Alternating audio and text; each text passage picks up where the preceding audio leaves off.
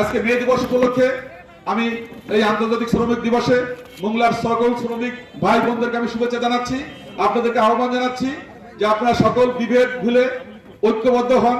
আগামীতে আমরা চেষ্টা করব আমাদের মোংলা বন্দরে যত দাবি আছে, ইপিজেডে যত দাবি আছে, এখানে যে ব্রিজে যে দাবি আছে, এগুলো আদায় করার জন্য আমরা একসঙ্গে লড়াই করব, যাতে আমাদের সরকার এবং আমাদের যারা আছে তাদের সবাই যেন বুঝতে পারে যে না, এইটা এখানকার মানুষের মৌলিক দাবি, এটা কোনো ব্যক্তির দাবি না, এটা এই জনপদের মানুষের দাবি।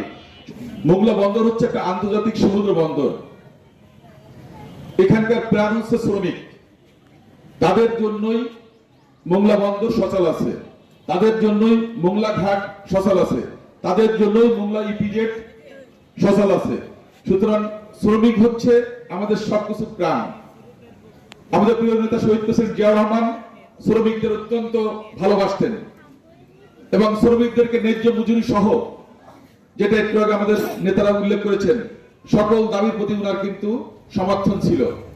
আমাদের প্রিয় নেতা তারেক রহমান সাহেব সাধারণ মানুষের কল্যাণে কাজ করছেন, শ্রমিকদের কল্যাণে কাজ করছেন। তবে আমার কাছে একটা জিনিস মনে হয়েছে যে শ্রমিকদের দাবি কেন আদায় হচ্ছে না, এর মূল একটাই কারণ, শ্রমিকরা। আপনারা যদি সুসংগঠিত থাকেন, আপনাদের স্লোগান কি? দুনিয়ার মজদুর এক হও।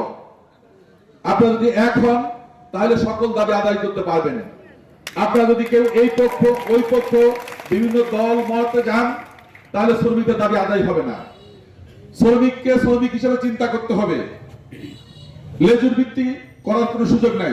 আপনার ব্যক্তিগত বিশ্বাস থাকতে পারে, শ্রদ্ধা থাকতে পারে, কিন্তু শ্রমিকের স্বার্থ সবার উপর আপনাকে মনে রাখতে হবে। ব্যক্তিগত স্বার্থে মালিক পক্ষের সাথে বিভিন্ন ধরনের চুক্তি বা আন্ডার টেবিল অ্যারেঞ্জমেন্ট শ্রমিকদের জন্য ঠিক না। শ্রমিকরা যদি সবাই ঐক্যবদ্ধ থাকে, আমি মনে করি তাহলে শ্রমিকদের সকল দাবি মানতে বাধ্য। কারণ শ্রমিক না থাকলে আমাদের কল কারখানা চলবে না, আমাদের বন্দর চলবে না, ইপিজেড চলবে না, কোথাও কোনো কিন্তু কাজ হবে না। সুতরাং সত্যিকার অর্থে শ্রমিকরা আমাদের এই সবকিছুর জন্য অনিবার্য। ঠিক তেমনি মালিক যারা এখানে ব্যবসা করার জন্য ইনভেস্ট করছে ইপিজেডে বা বিভিন্ন আমাদের শিল্প কারখানায়, তাদের স্বার্থ আপনাদেরকে সুরক্ষা করতে হবে।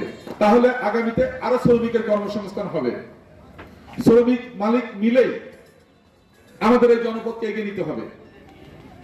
আমি গতকাল মহান সংসদে কথা বলার সুযোগ পেয়েছিলাম।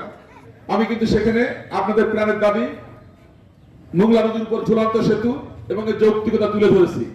সময়ের সংক্ষিপ্ততার কারণে আমি হয়তো বেশি তুলতে পারিনি, কারণ এখানে 40,000-এর মতো মানুষ যাতায়াত করে। এখানকার সাইলো গুদাম ইচ্ছা করলে আপনার এখান থেকে সারা দেশের মালামাল পরিবহন করতে পারবে। এখানকার আমাদের ইপিজেডের শ্রমিকরা, বন্দরের শ্রমিকরা সুন্দরভাবে যাতায়াত করতে পারবে। এখানকার মানুষ যখন অসুস্থ হচ্ছে তখন তারা খুলনা বা অন্যান্য হাসপাতালে যেতে পারবে। তো সবকিছুর জন্য কিন্তু এই ব্রিজটা খুবই দরকার, কারণ মূল ভূখণ্ড থেকে এই অংশটা কিন্তু বিচ্ছিন্ন এবং রামপালের 2-3টা ইউনিয়ন, মোংলার 5টা ইউনিয়ন, এদিকে শরণখোলা, মোরলগঞ্জ সহ এই জনপদের পুরো মানুষ কিন্তু এদিকে যাতায়াত করে। যদি আমরা সুন্দরভাবে এই ব্রিজটা সম্পন্ন করতে পারি, রাস্তাঘাট ঠিক করতে পারি, তাহলে আমি মনে করি এই জনপদে অনেক কর্মচাঞ্চল্য ফিরে আসবে।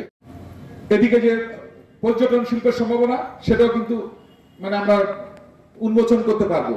সুতরাং আমাদের এই ব্রিজটা খুবই দরকার। পাশাপাশি মোংলা বন্দরে এখন আমাদের যে বার্থিং হয়, আপনারা যারা শ্রমিক আছেন তারা জানেন, এখানে হচ্ছে আমাদের যে বাল্ক যে টার্মিনাল ছিল, সেই টার্মিনালের ভিতরে কিন্তু আমাদের কন্টেনার টার্মিনাল বার্থিং হচ্ছে, কিন্তু কন্টেনার ভেসেল বার্থিং নিচ্ছে, যার জন্য পারফরমেন্সটা খারাপ। এই জন্য এখানে দুটো কন্টেনার টার্মিনাল করা খুবই জরুরি। পাশাপাশি একটা ওয়্যার হাউস করলে এখানে যদি আনস্টাফিন স্টাফিন এগুলো করার সুযোগ থাকে, তাহলে গার্মেন্ট সহ, লেদার সহ অন্যান্য যে গুডস গুলো আছে সেগুলো কিন্তু এখান থেকে এক্সপোর্ট করা শুরু হবে। এবং আমাদের এই যে খুলনা মোংলা মহাসড়ক, এটাকে 4 লেনে উত্তীর্ণ করতেই হবে, এটার কোনো বিকল্প নাই। কারণ তা না হলে এখানকার যে চাপ সেটা সামলানো সম্ভব না। সবচেয়ে বড় কথা, মোংলা বন্দর আমাদের সুন্দরবন কেন্দ্রিক, বঙ্গোপসাগর কেন্দ্রিক অর্থনীতির চিন্তা ভাবনা, এটিকে রাখতে হলে আমাদের এই 4 লেনের দরকার। পাশাপাশি আমাদের ফয়লাহাট বিমানবন্দর যেটা আছে, সেটা হলে এখানকার বিদেশিরা সহজে আসতে পারবে, তারা কাজ কাম সেরে ফার্স্ট ফ্লাইটে আসবে, লাস্ট ফ্লাইটে চলে যাবে এবং এখানকার কর্মসংস্থান বৃদ্ধি পাবে। আমাদের বন্দরে আমাদের ইপিজেডে 303 একর জায়গার উপর এটা প্রতিষ্ঠা হয়েছে। এখন এখানে 32টা শিল্প প্রতিষ্ঠান অপারেশনে আছে, 8টা প্রক্রিয়াধীন আছে চালু করার জন্য, তারা কাজ করছে। আরো 178টাকে বরাদ্দ দেওয়া হয়েছে, আরো কিছু জায়গা রয়ে গেছে। তো সবকিছু মিলে এটাকে যদি পূর্ণতা দিতে হয়, তাহলে আমাদের এই রাস্তা, আমাদের এই বিমানবন্দর সহ এইগুলো ঠিক হলে খুব দ্রুত এখানে ইনভেস্টর আসবে এবং তারা এগুলো করবে।